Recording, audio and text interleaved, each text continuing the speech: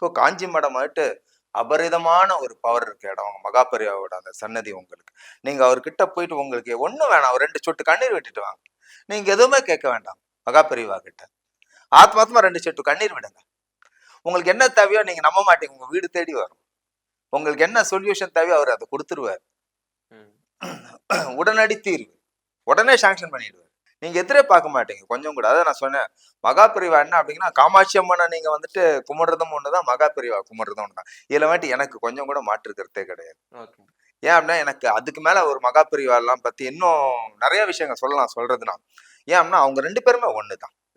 இப்போ அவருக்கு வந்துட்டு இது கட்டியிருக்காங்க, உங்களுக்கு நினைவிடம் கட்டியிருக்காங்க, ஓரிக்கைன்ற ஒரு இடத்துல கட்டியிருக்காங்க. அங்கே காஞ்சிபுரத்துல கிட்டக்கு தான், ஒரே ரோடு தான், 4-5 கிலோமீட்டர் தான், ஷேர் ஆட்டோ போயிட்டே தான் இருக்கும் உங்களுக்கு.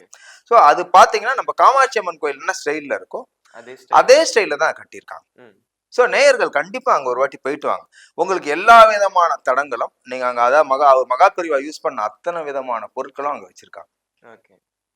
அவர் யூஸ் பண்ண தண்டம் என்னென்னலாம் அவர் யூஸ் பண்ணார், அவர் அணிந்திருந்த ருத்ராட்சம் கூட அங்கே வச்சிருக்காங்க. ஸோ நீங்கள் அங்கே ஒரு வாட்டி போயிட்டு வந்தீங்கனாலே உங்களுக்கு ஃபர்ஸ்ட் நீங்கள் மடத்துக்கு போயிட்டு வாங்க, ஒரு வாட்டி காஞ்சி மடம் போயிட்டு வாங்க, அதே போல் காமாட்சி அம்மன் கோயிலும் போயிட்டு வாங்க. கண்டிப்பாக போயிட்டு அது போல் மடத்துக்கு நீங்கள் ஒரு வாட்டி போயிட்டு அவரோட நினைவிடம் போயிட்டு நீங்கள் ஒரு 10 நிமிஷம் உட்காந்துட்டு வாங்க. உங்களுக்கு எப்படியாப்பட்ட தடங்கள்களாக இருந்தாலும் நிவர்த்தி பண்ணி கொடுத்துருவார் மகாபெரிவா. மகாபெரிவா அப்படின்ற நீங்கள் வந்துட்டு ஆத்மாத்மா நினச்சிப்போம். நீங்கள் வீட்டில் நம்ம எவ்வளோ ஃபோட்டோ வச்சுருப்போம். நீங்கள் அவர் உங்களுக்கு வந்து நீங்கள் அவரை ஆசையாக கூப்பிட்டு தான் வர வைக்கணும்னு அவசியம் கிடையாது. நீங்கள் மகாபெரிவாவோட ஃபோட்டோ ஒன்று வீட்டில் வாங்கினு வந்து வைங்க. உங்களுக்கு அடுத்த நாள்ல இருந்து உங்க வீட்டுல இருக்க சூழ்நிலையை மட்டும் பாருங்க.